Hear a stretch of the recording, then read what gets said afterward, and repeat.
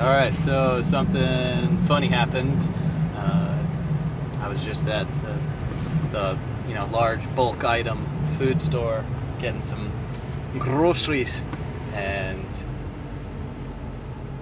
it's kind of an overwhelming place. There's just stacks and stacks and stacks of food and stuff all over your way, and those forklifts all driving all over the place, whipping this way and that as they're trying to get work done during the midday of a weekday.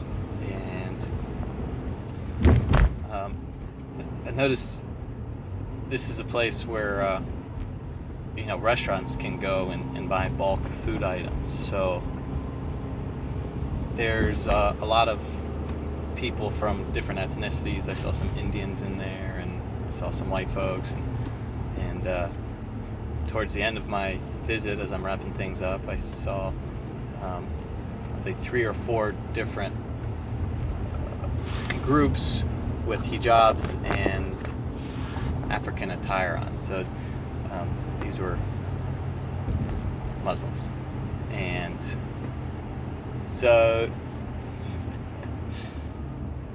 I can see different people of different ethnicities. It doesn't bother me at all, but when you start showing off your support for Sharia through the exposition of the hijab, that changes things a little bit.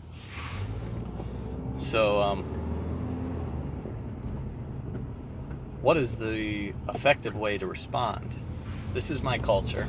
This is not Iran, Afghanistan, or any African Muslim country. What is the proper way to respond in protecting my culture while still maintaining some sort of hope for cultural assimilation? So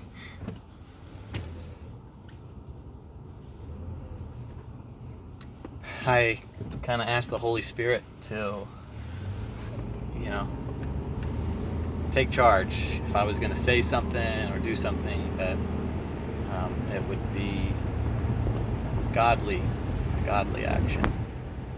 And so as I'm in line, it just so happens that I pull up into the checkout line, and the family in front of me is one of those Muslim families. So they have like a carcass wrapped up, and it's hard to tell exactly what it is wrapped up in there.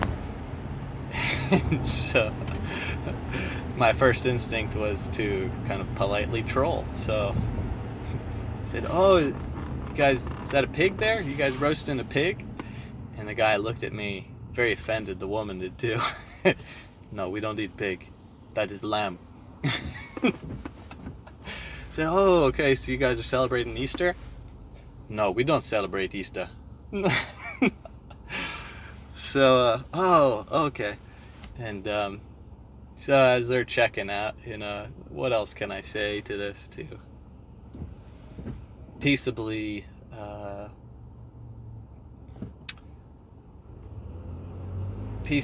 and firmly show that this is not an Islamic country. So I invited him to church on Sunday at my church, and he said, "Oh, okay." He wasn't convinced at all. He had his own. He was annoyed at me at this point, is what I could gather, and so he, a few seconds later, said, "Oh, where's your church?" And so I said, "My neighborhood," and then I started thinking twice about it. It's like,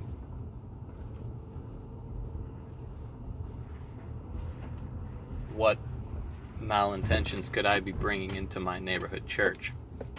And so I said saint, and I paused, and I didn't complete my sentence. I paused for a sec, and then I said, I made up a saint name. So I did lie there as soon as I thought it was in danger, and I guess I was being facetious or teasing when I asked him about his pig. But something has to be done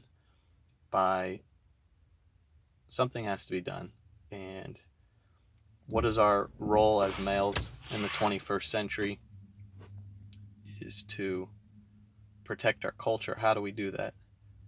And I think some level of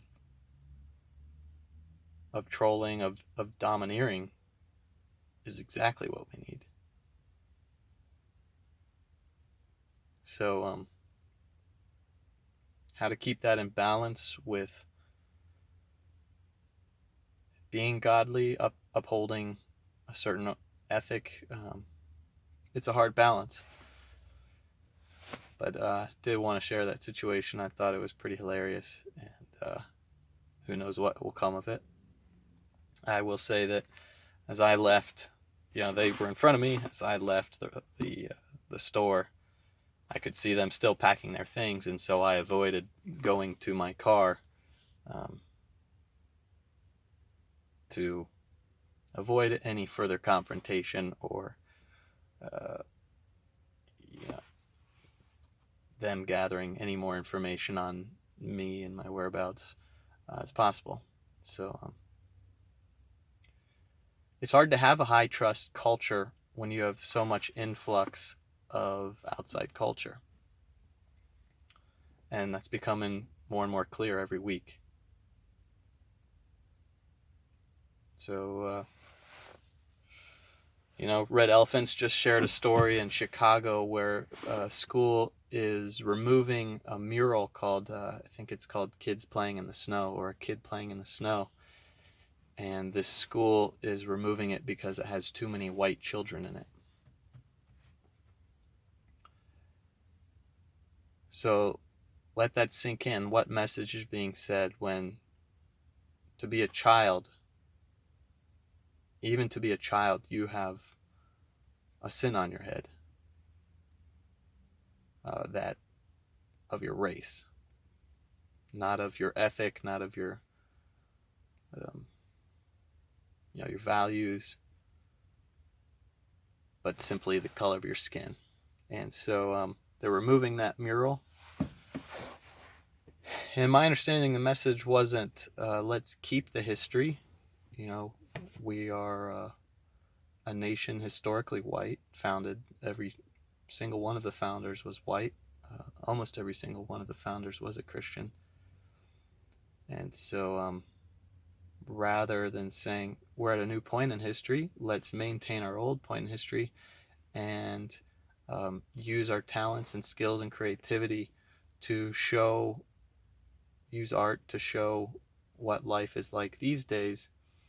No, it's an effort to erase the past. And it is a modern day form of book burning. And so they are attempting to replace white people. Who they is, I have my suspicions, but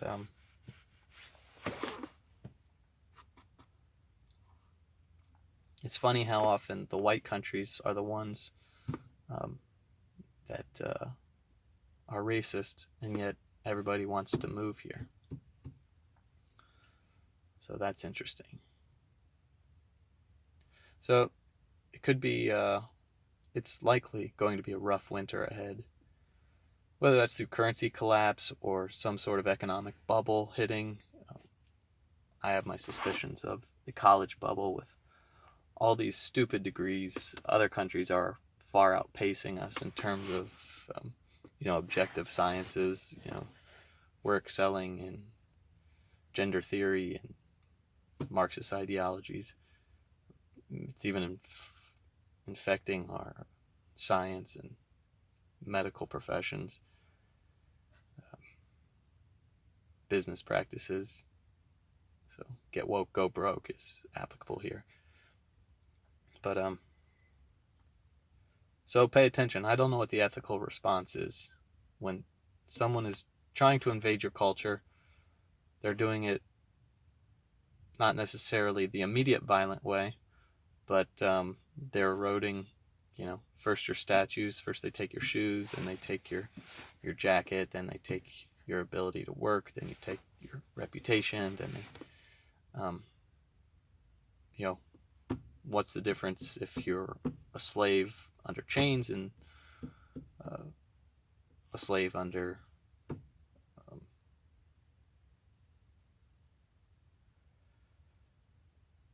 economics or social perception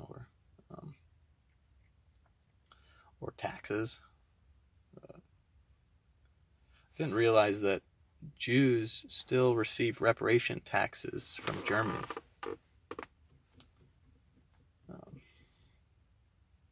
I'm Irish. What about my Irish reparations? What about Slavic reparations? The word slave comes from the word Slav. So they were slaves for 1,000 years.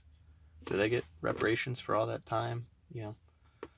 If slavery was as impactful as an economic benefit as proposed, then how come South American countries, for instance Brazil, had far higher rates of slavery than us?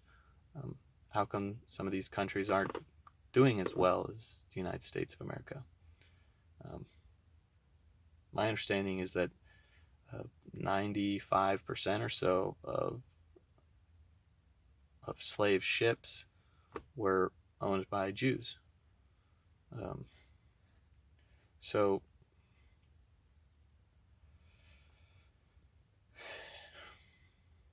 this idea of reparations, that if you try to maintain your cultural identity, you are a racist. I want Japan to exist. I want Mexico to exist. I just don't want to be the United States of Mexico. I don't want to be the United States of Japan. So be vigilant and stand up for yourself and be effective. And I think Christ holds the answer in some way.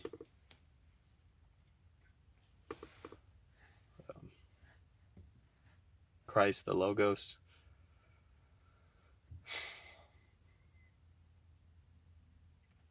I don't know how that works in terms of nations and religions.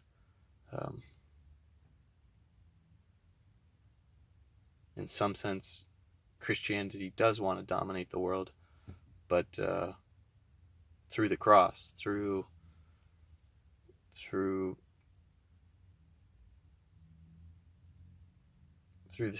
self-sacrifice, through love, through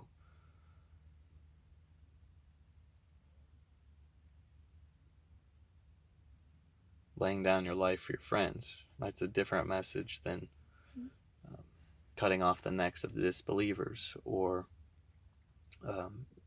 subjugation as goyim to the Jewish people. One is a message of freedom and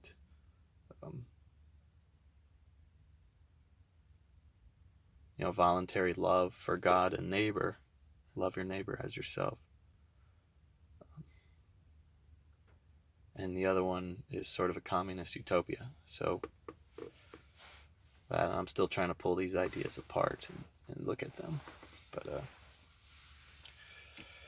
maintain your culture. Have babies. I'm looking for a wife myself. A good woman who wants to make babies. Is more interested in the family than, whatever, a career and, I don't know, in a cubicle. All right, peace out.